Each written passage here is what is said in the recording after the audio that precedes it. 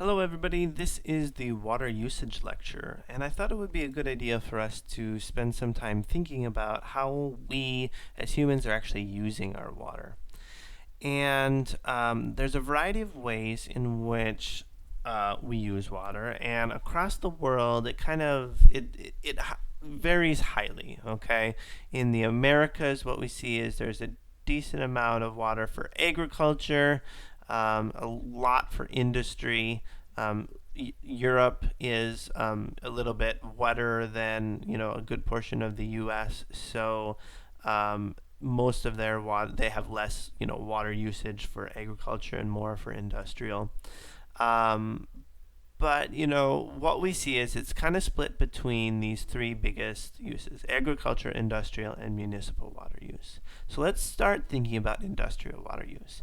By far, this is the biggest uh, use of water in the U.S. Right? It's 50% of it. But when we think about consumption, it's not actually as much. Okay. Now, why is this? What we see is that a huge portion of water use is actually meant is for electrical generation. Okay, so if what this is a coal power plant, right? What happens is they bring coal in, they burn that coal, it heats up water that is then turned into steam, right? They boil the water and it spins, it turns a turbine, but then they actually need to condense it, right? So this, what goes through the turbine and then back to this water is a closed loop. But what they'll have is a river over here, or maybe a lake, generally rivers, but they'll pull water in, which is used to condense that water to cool down this steam. Basically, once it's made it through the turbine, they need to cool down that steam so they can turn it back into water so they can reheat it again. This is then a huge usage of water, but again, this condenser cooling water isn't consumed. It isn't like used up in the process, but there's still a pretty big impact that can happen. And it has to do with the properties of water. What we generally see is, given just pure water, the hotter the water is, the less oxygen can actually fit in it. So this is oxygen from low to high, and this is temperature from ice to, and this is centigrade, right? So this should be this is about 75 degrees. This is about 85 degrees Fahrenheit. So colder water has more oxygen in it. Okay. What happens is that when you warm water up, okay. Let me take a step back. Imagine that this is a cup of water, and there's a tiny little particle, a single molecule of oxygen here.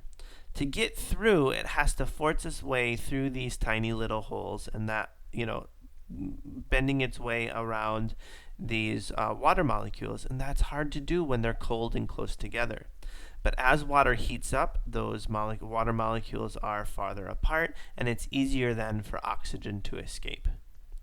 So this is why if you take a pop can and shake it up, and if it's really cold, it won't explode and fizz everywhere. But take a warm pop can, shake it up, drop it on the ground, and open it up, and it's going to explode a lot more because that gas in that pop will come out much faster. So when we think of then going back to this scenario where we're getting river water, pulling it in, condensing it, but that's going to heat up that water quite a bit, right? Because it's cooling down the steam. That heat then goes into this river water that is then returned back to the river. And we can get this thing called thermal pollution, where if a river is heated up too much, the water will get too hot, and the oxygen then will come down, and you'll see that it can kill fish. It can kill basically anything that's living in there. So just because the water isn't consumed doesn't mean it doesn't cause problems.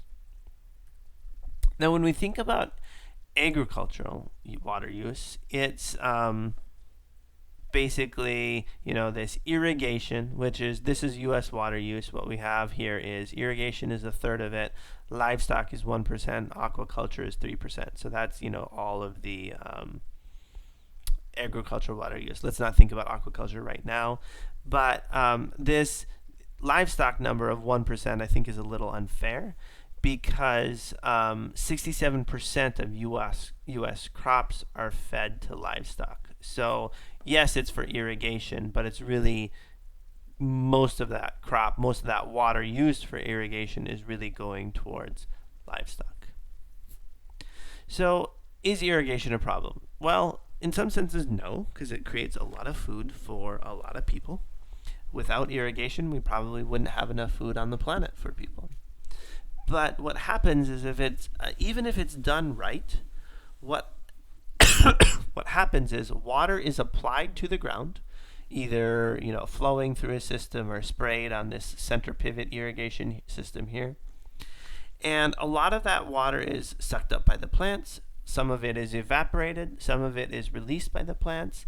And then what happens is, so 3/4 of that water gets evaporated. So everything that was in that water in the first place gets really concentrated. It gets concentrated by 4 times. So basically, all the salt of the water that was so let's say a gallon of water. You have a gallon of water, you evaporate off 3/4 of it. All those solids, all of that salt that was in that water is now 4 times as concentrated.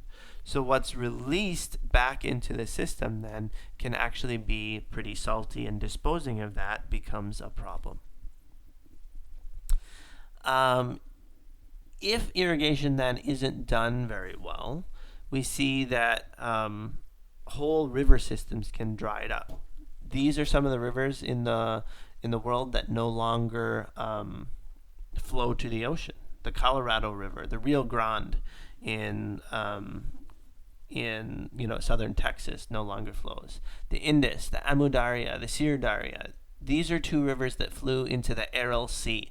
This is what the Aral Sea was like back in the 1970s. But then in the 80s and the 90s, there was some irrigation in these 2 rivers. They diverted a bunch of the flow of these rivers, and the whole entire Aral Sea dried up.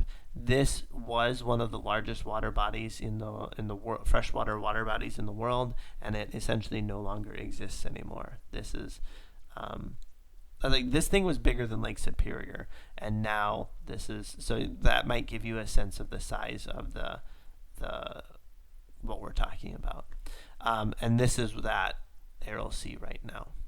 So there's plenty of rivers that no longer flow to the ocean due to agriculture diverting a lot of that water. So now let's spend some time thinking about domestic water use. I think this pie chart is pretty self-explanatory of where we see our water going, right? Almost over a quarter of it is, what's going down the toilet.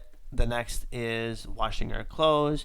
The next is showers, and then the faucets. Maybe an interesting thing is leaks, right? These are obviously not leaks in your house, but they're leaks in the pipe that are leading to your house.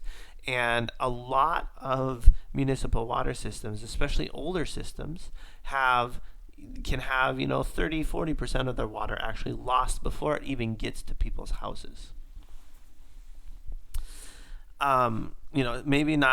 Maybe surprisingly, the dishwasher is not very much. Dishwashers are actually very efficient in their watering use, and baths are not efficient at all, but it's just, people just normally take a shower, so it's actually not that total amount of water use. So you might ask, well, okay, how can I try to be more efficient with water use? This is a water savings guide that's taken directly from your book. I think it's almost comically poorly written. I can't imagine some of these things taking as much water as it does. So washing your hands an entire gallon, my sink in my house, I can't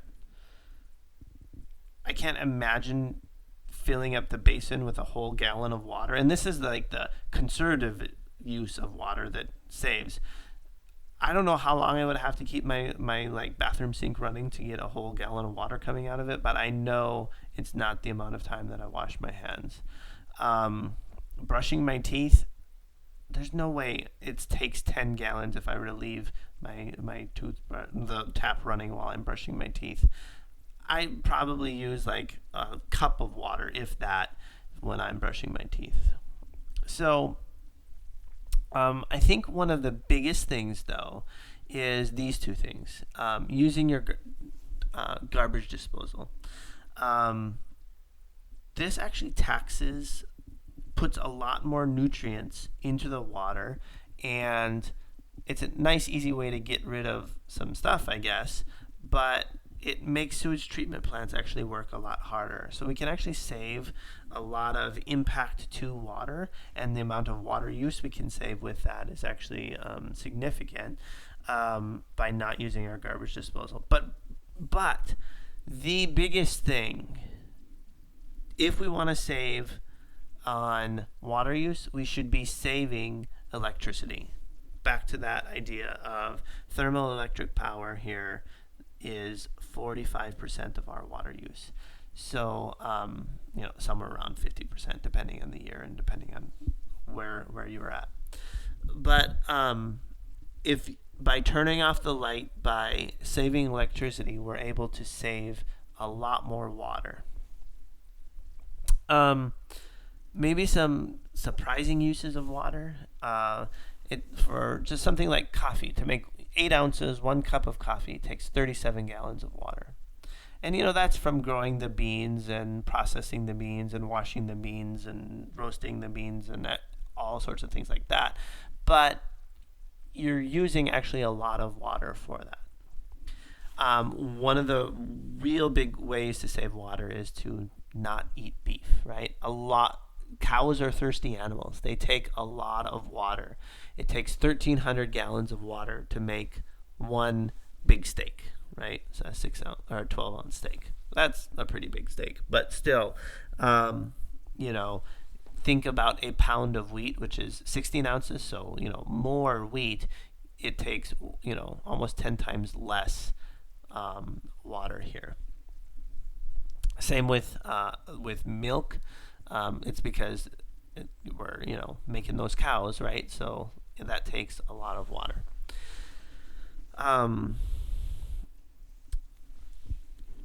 Steel takes a lot. So a lot of industrial uses will take a lot of water to do things. So these might be surprising to you, might not, but I think it's some interesting things, and if you want to try to be water conscious, maybe you can start thinking about these things. So from a more policies perspective, I kind of wanted to talk about where people are choosing to live and how that affects water usage. So this is the city of Las Vegas, right? Las Vegas, Nevada. Everybody knows why it's there, but those casinos are really drawing in a lot of people. And it's one of the fastest growing communities in the United States. They have 6,000 new residents monthly. Obviously that might be changing, but the last time I looked at these figures, that's what they had. So Las Vegas, okay, let's go back to this picture, is in the middle of a desert, right? It's extremely hot here, and there's not that much running, many rivers. Where they do get their water is from Lake Mead, okay? This is the Colorado River. Remember, this is that river that used to dump into Baja California, but no longer does anymore because it dries up place in Southern California and Mexico. Now, one of the reasons it's dried up is because of Lake Mead. Lake Mead is a very large reservoir that some of that water actually goes over into California too. So some of that water is diverted into basically Las Vegas homes. or sorry, Los Angeles, and those communities around there. But Lake Mead right now is actually really low. It's been historically uh, declining in capacity, and right now it's only at the 40% of capacity because Las Vegas is growing so large. And the question is, you know, the only reason Las Vegas is there is because of those casinos. Should we have people going to a place where there's not enough water for them? And should we be growing this huge metropolitan area in a place where we know we're running out of water? It's kind of just a recipe for disaster. Already, the Colorado River doesn't make it into Baja California. So if we hold back more water from in Lake Mead, it's just going to make the problem even worse. And these people are going to be running out of water that are down in the Colorado River. I think this is pretty crazy that there are 61 golf courses in the city of Las Vegas. And they use something like 75% of the total water in Las Vegas, and it's ridiculous. How 18 holes of golf, if you like divide it by the number of golfers that are using the golf course, 18 holes of golf costs 2,500 gallons of water. So when you have 4 people golfing, that's the typical family's monthly water usage for just a couple hours on the golf course. And I think Las Vegas could do a lot with their water problems if they just got rid of some golf courses, but that's not really how it works, right? There aren't economic levers that they can pull to try to stop golfing. And I'm not necessarily saying golf is bad, right? I enjoy golf, but I don't go to Las Vegas to golf for sure. But so that question of should Las Vegas exist is a really interesting one, I think, because it's in such a water poor area. Certainly we could do a better job of water usage in Las Vegas, but should it exist, I think, talk to people from Las Vegas, and obviously they're going to say yes. But that might be, a higher level question for people to be thinking about that, make a lot more money than I do. All right, that's all I have for you for this lecture. See y'all later.